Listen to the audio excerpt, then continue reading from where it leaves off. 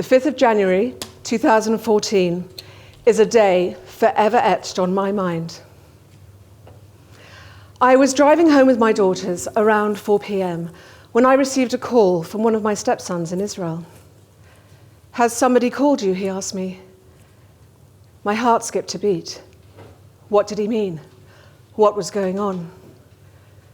Then, in 2 simple words, he told me that my husband had suddenly and unexpectedly passed away that morning, leaving me with our 3 children after being together 24 years. 4 hours later, I found myself at Heathrow boarding an overnight flight for the burial the next day. Then followed the week of the shiver, flying back to the UK for 3 weeks, then back on a plane to Mark for 30 days, and then finally flying back home to London. During that time, my feet did not touch the ground. I did not know if I was coming or going, which country I was in, or which time zone. The worst thing about death is that you cannot change it. I felt utterly powerless and was only met with a void of silence. I quickly fell into an abyss of despair, shifting into a dark and lonely space within my psyche, a space I would inhabit for a very long time, and over time, descending deeper into the Hades of my mind. That period of my life was enveloped in a shroud of grief, like a large cloak that surrounded me, ever present. It contained me.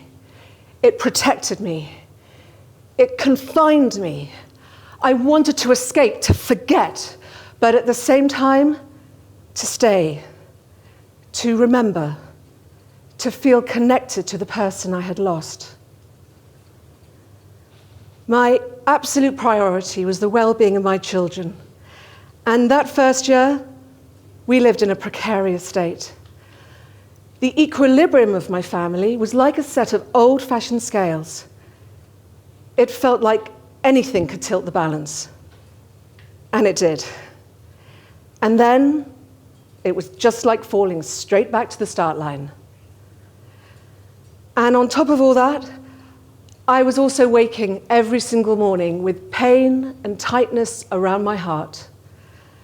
I literally felt I was about to have a heart attack every waking moment. On 2 occasions, I even called an ambulance to my house. My doctor ran ECGs and echo scans. Of course, I was okay. But nobody could take away how I was feeling inside.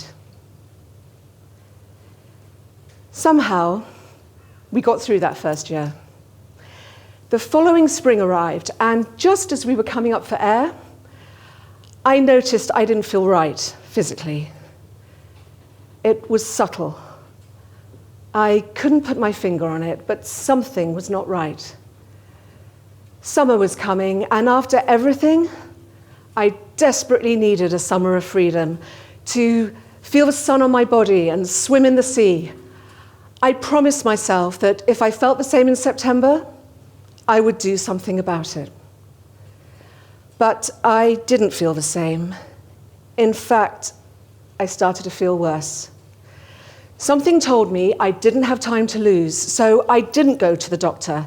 Instead, I checked myself straight in for a scan, and after more tests, I found myself sitting in a consultant's office, being given the diagnosis of ovarian cancer and the need for immediate surgeries and chemotherapy, and being told that if I had presented 3 months later, I would have been facing a much different story.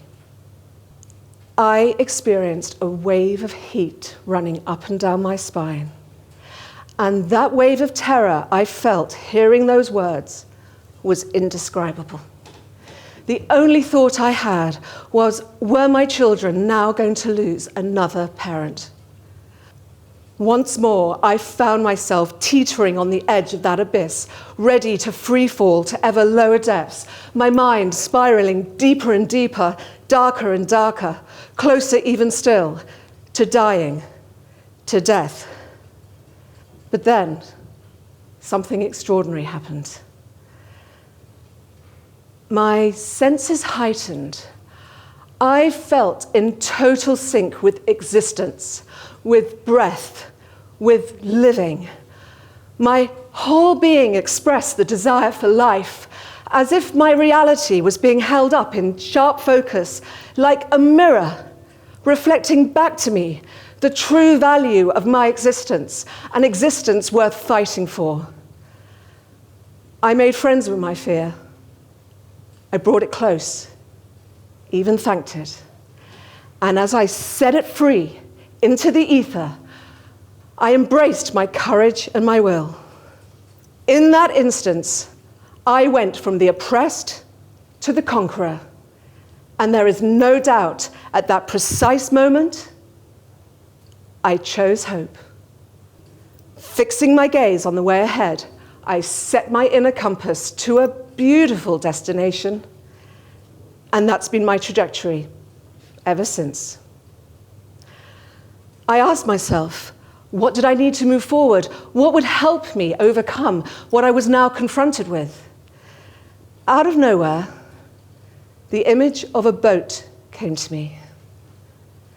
I found a scrap of paper and I drew just that, a picture of a boat sailing off towards the horizon through uncharted waters.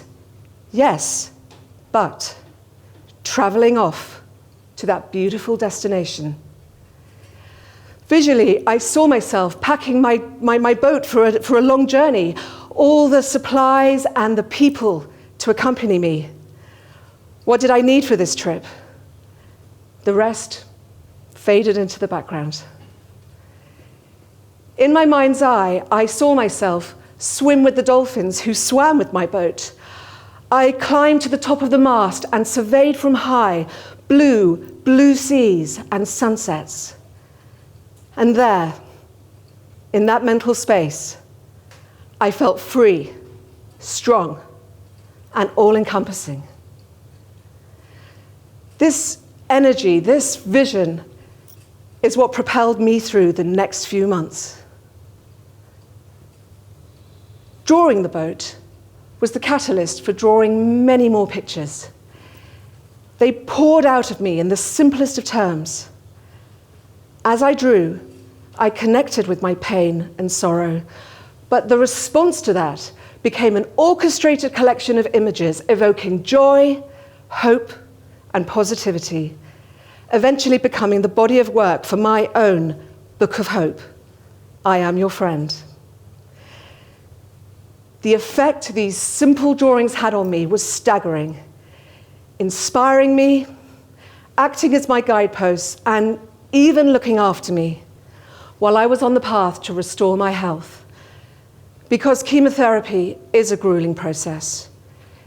It's an assault physically and emotionally. But none of that mattered. I knew I was strong enough to pick up the debris, for I had chosen hope. This time, despair had not been in the equation. These two life-changing events in quick succession pushed me into a tight corner, my back against the wall. Twice, I've experienced that in the space of a breath, life changes forever, with no going back to what was. As Alice remarks in Alice in Wonderland, I can't go back to yesterday because I was a different person then.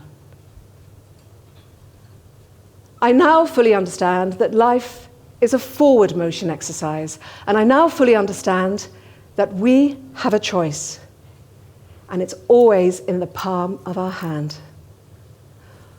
Whatever life experiences we encounter, we hold the inner freedom to choose how we respond, and that our true power lies within.